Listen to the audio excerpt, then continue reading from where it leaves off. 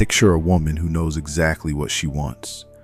She has built something, a career, a business, a life, through discipline and genuine effort. She doesn't wait to be rescued. She doesn't shrink herself from conversation. She speaks clearly, holds her ground, and doesn't apologize for taking up space. Now picture the men around her. Some of them are drawn to her, genuinely, deeply drawn, not despite her strength, but because of it. They find her presence clarifying. Being around her raises the standard they hold themselves to. They feel more alive, more purposeful, more like the person they are trying to become. And then there are the others, the ones who go quiet around her, who find small ways to undermine her in group settings, who call her intimidating, not as a neutral observation, but as a complaint, who seem to experience her competence as a personal threat. The question worth asking is not, what is wrong with this woman? The question, the honest, uncomfortable Stoic question, is this: what is wrong with those men? Welcome to Modern Stoicism. Today's video is going to make some people uncomfortable. Good.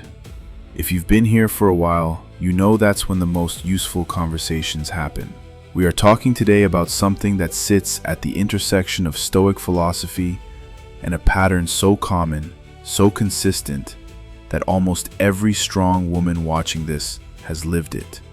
And almost every genuinely strong man watching this has noticed it in weaker men around him. Why do certain men feel threatened by strong, capable, self-possessed women? And what does Stoicism, a philosophy built on self-mastery and the relentless examination of one's own character, actually have to say about it? The answer is not flattering, but it is clarifying, and clarity, the Stoics always insisted, is worth more than comfort. Before we go anywhere else, we need to establish what strength actually means in the Stoic framework, because it is almost certainly not what modern culture has been selling to men. Marcus Aurelius did not define strength as dominance over others. He did not define it as the ability to make other people feel small. He did not define it as status or physical power or the capacity to control the people around you.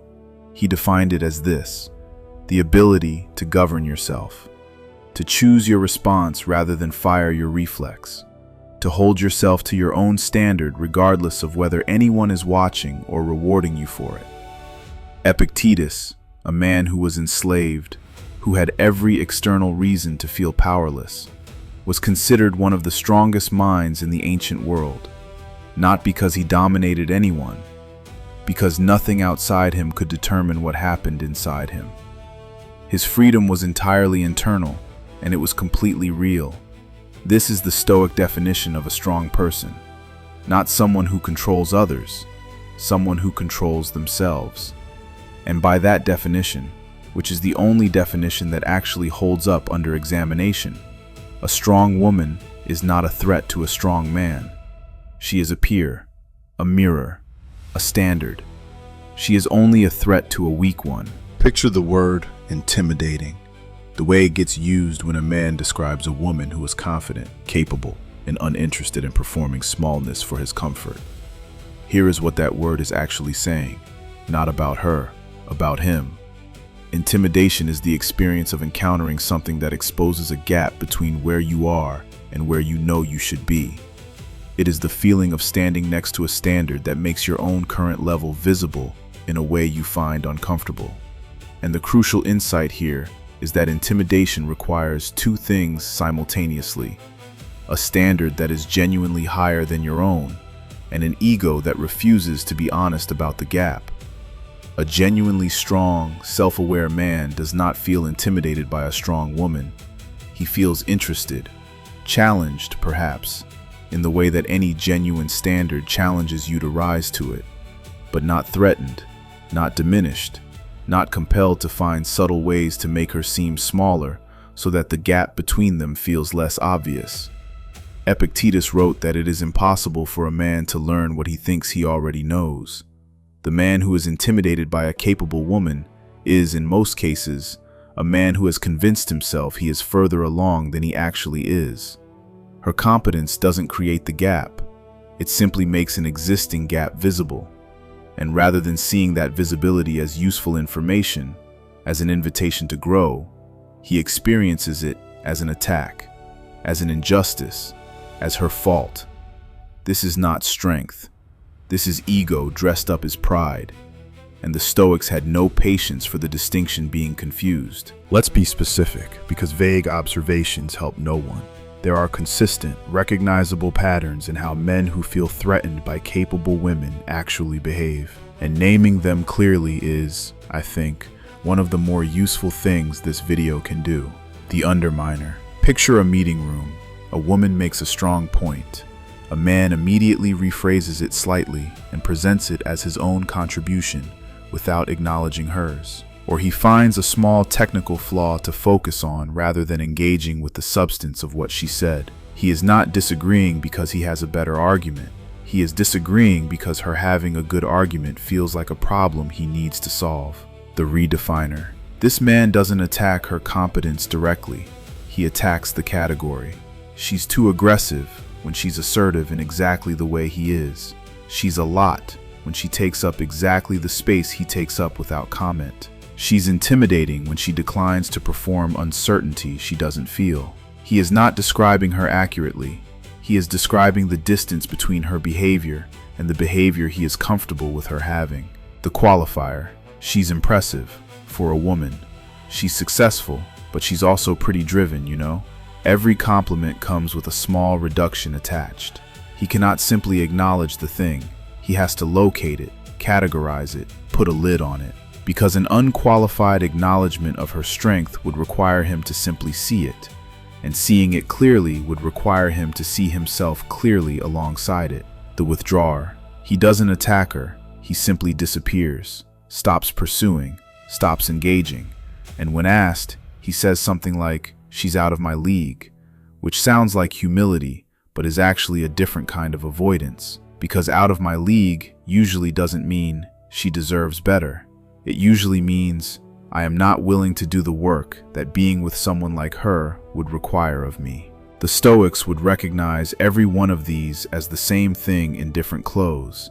A man allowing his ego to govern his behavior rather than governing it himself. A man who has outsourced his response to his own insecurity rather than examining it. Seneca wrote something in his letters that I think applies here with remarkable precision. He wrote that we fear things in proportion to our ignorance of them. And he extended this further, that contempt, specifically, is almost always fear that has learned to stand upright. Fear that has put on a confident face and decided to go on offense rather than admit what it actually is.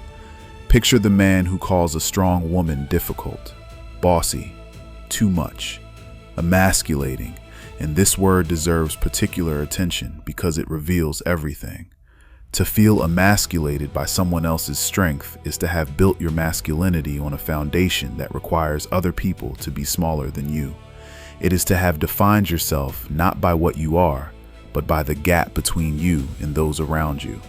And the moment someone closes that gap or exceeds it, the whole construction falls apart. This is not masculinity in any sense the Stoics would recognize. Marcus Aurelius commanded the most powerful military force in the ancient world.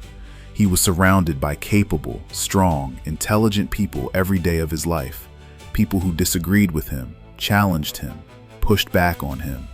And his response to being challenged was not to find ways to diminish the people challenging him. His response was to engage with the challenge honestly, update his thinking where the challenge was valid, and hold his ground where it wasn't. He wrote that if anyone could show him he was wrong, he would be grateful for it. Not threatened, grateful. Because the point was never to be right. The point was to get it right. And getting it right sometimes requires someone else's perspective to arrive before you. That is the standard. And it applies as much in the context of relationships and gender dynamics as it does in philosophy. Let's talk about the other side of this, because a Stoic analysis that only addresses the problem in men would be incomplete. A strong woman, a genuinely self-possessed, capable, clear-eyed woman, deserves something that is, in practice, genuinely rare. She deserves a man who is secure enough in himself that her strength does not feel like a competition. A man who can be proud of her without feeling diminished by her. A man whose identity is built on something solid enough that it doesn't require her to be smaller in order to remain standing. This is not a low bar. In a culture that has spent decades defining masculinity primarily through dominance, through the ability to provide and protect in a world where those specific functions are no longer the only path to survival, finding a man who has built his sense of self on something more durable, on character, on genuine competence, on the Stoic virtues of wisdom and courage and self-mastery. This is not common. It is not easy. And the strong woman who is waiting for it is right to wait, even when waiting is lonely. Because the alternative, shrinking herself to fit the ego of someone who cannot handle her, is a cost the Stoics would recognize immediately as far too high. Seneca wrote that one of the greatest evils is the person who reduces themselves to avoid the discomfort of others. Not in those exact words, but the spirit runs through his letters like a thread. You do not owe anyone the performance of a lesser version of yourself, not for comfort, not for approval, not for company. The woman who has built something real, inside herself and outside herself, and who chooses to remain whole rather than reduce herself to what an insecure man can handle, is doing exactly what the Stoics asked of everyone. She is living according to her own nature. She is refusing to outsource her self-definition to someone else's limitations, and that is not a problem to fix. That is a virtue to protect. Now let's talk about the other kind of man, because they exist, and they deserve to be seen clearly too. Picture a man who has done the actual work on himself, not the performative version, not the morning routine and the quote cards, but the real work, the examination of his fears, the honest accounting of where his insecurities actually live, the repeated choice to do the harder thing when the easier thing was available, the willingness to be wrong, to be corrected, to be challenged, and to remain in that discomfort long enough to grow from it. This man encounters a strong woman and feels something completely different from intimidation. He feels recognition. He sees in her the same commitment to becoming something real that he has been working toward in himself. And rather than feeling diminished by it, he feels something closer to relief. Because being around someone who holds a high standard makes it easier, not harder, to hold his own. Marcus Aurelius wrote about the people who shaped him, and the list included people who challenged him, corrected him, held him to standards he hadn't yet reached. He was grateful for every one of them. He described this kind of relationship as one of the most valuable things available to a person. Not comfort, not validation, but genuine, honest engagement with someone whose standard raised his own. That is what a strong man offers a strong woman. Not protection from the world, though he can be that too. Not provision, though he can be that too. The one thing that is genuinely irreplaceable, a presence that makes her feel more like herself, not less. A standard that meets hers rather than requiring her to lower it. And that kind of man, the Stoic man, in the truest sense, is not threatened by her strength.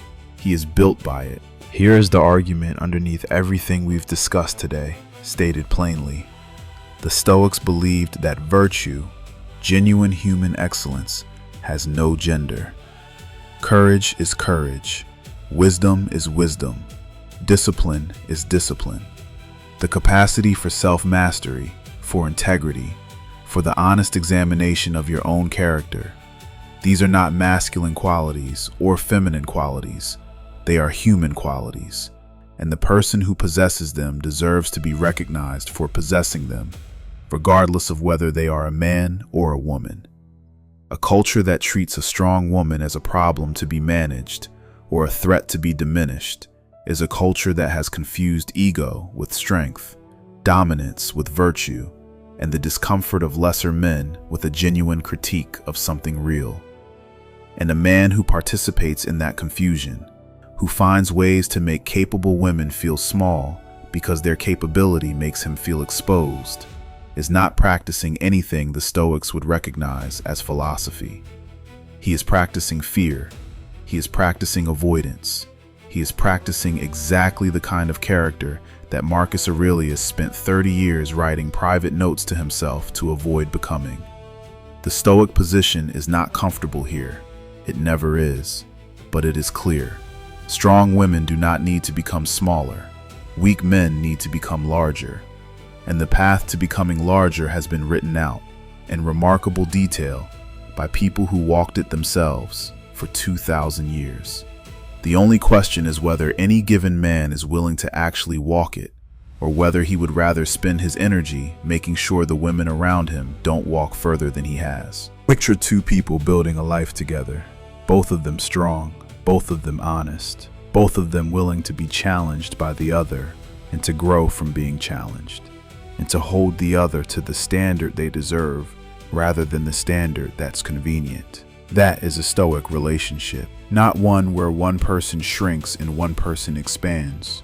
One where both people become more fully themselves because the other person refuses to let them settle for less. That is rare. It is worth looking for. It is worth being the kind of person who deserves it. And if you are a man watching this who recognized something uncomfortable in what we covered today, that discomfort is the most useful thing I could have given you. It means the gap between where you are and where you could be is visible to you now. That visibility is the beginning of everything. Don't be the man who finds ways to make her smaller. Be the man her strength makes larger. If this video made you think or made you uncomfortable, which is often the same thing, drop a comment. I want to know, what does a genuinely strong, Stoic dynamic between a man and a woman actually look like to you? I read every response, and this is exactly the kind of conversation this channel exists for. Share this with someone who needs to hear it, man or woman. Subscribe to Modern Stoicism for more of this every week. Until next time, hold the standard. For yourself first, then for everyone around you.